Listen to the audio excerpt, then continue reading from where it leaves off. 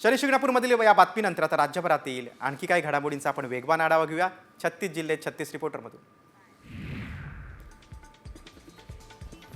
पुण्यात भारतीय विद्यापीठ परिसरामध्ये 10 गाड्यांची अज्ञाताने तोडफोड केलेली आहे। दहशत माजवण्यासाठी मंगलपूर्ती सहकारी गृहरचना मर्यादित सोसायटीत ही घटना घडलेली आहे। भारतनगर येथे वीज नसल्याचा फायदा घेत एका अज्ञात व्यक्तीने 10 वाहनांची तोडफोड केली।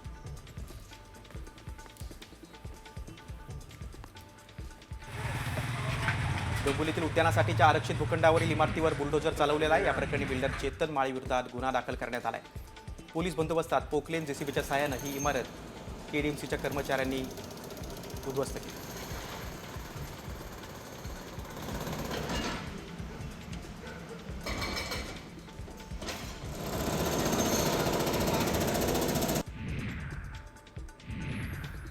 बुलढाण्यात मराठीच्या मुद्द्यावर बँकेत स्वाभिमानी शेतकरी संघटनेने गोंधळ घातला। खामगाव येथील बँक ऑफ बडोदाचे मॅनेजर तिवारी हे बिहारमधील आहेत।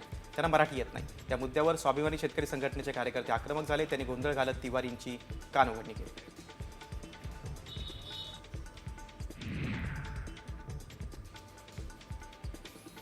पुण्याच्या घोरपडीमध्ये कत्तलखान्याच्या कचरा आणि दूषित पाणी घरामध्ये शिरल्याने कोंडव्याचे रहिवासी त्रस्त आहेत। अस्वच्छता आणि दुर्गंधीमुळे आरोग्याच्या समस्या निर्माण होत आहेत। महाराष्ट्र प्रदूषण नियंत्रण मंडळ, पालिका आणि पंतप्रधान कार्यालयाकडे अनेक तक्रारी केल्या, मात्र कायमस्वरूपी उपाययोजना होत नसल्याचा आरोप होतो।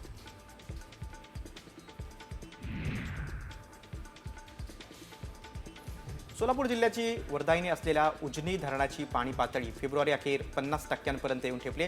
ऐन उन्हाळ्याच्या तोंडावर उजनी 50%वर आले। येत्या काळात वाढत्या उष्णतेमुळे बाष्पीभवनाने उजनीची पाणी पातळी अजून कमी होण्याची शक्यता आहे। जळगावात कंत्राटदारांनी जिल्हाधिकारी कार्यालयावर आक्रोश मोर्चा काढला। त्यांचा कोट्यवधी निधी शासनाकडे प्रलंबित आहे। त्यामुळे त्यांनी 5 फेब्रुवारीपासून काम बंद आंदोलन पुकारले, मात्र त्याची दखल शासन स्तरावर घेतली गेली नाही।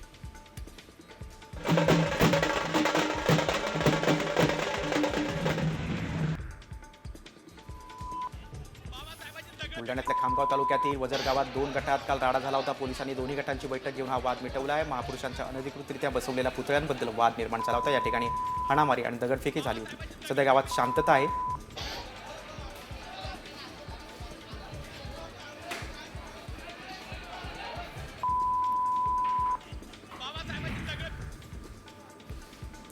कोल्हापुरातील रिक्षांची भाडेवाढ आजपासून लागू करण्यात आली। गेली 5 वर्ष रिक्षा चालकांकडून भाडेवाढ करण्यात आली होती। अखेर ही मागणी प्रशासनाने मान्य केली। प्रति किलोमीटर 3 रुपये अधिकचं भाडं कोल्हापूरकरांना आता मोजावं लागणार आहे।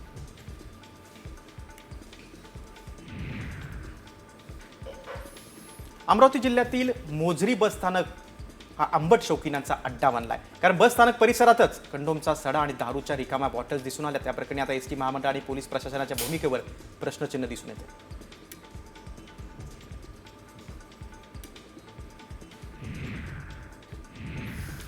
सर्वसामान्यांच्या ग्राहकांना ऐकण्यासाठी सांगलीच्या जिल्हाधिकाऱ्यांचं दालन आता खुलं झालंय। मुख्यमंत्र्यांनी प्रशासनाने नागरिकांच्या संवादाच्या सूचना दिल्या।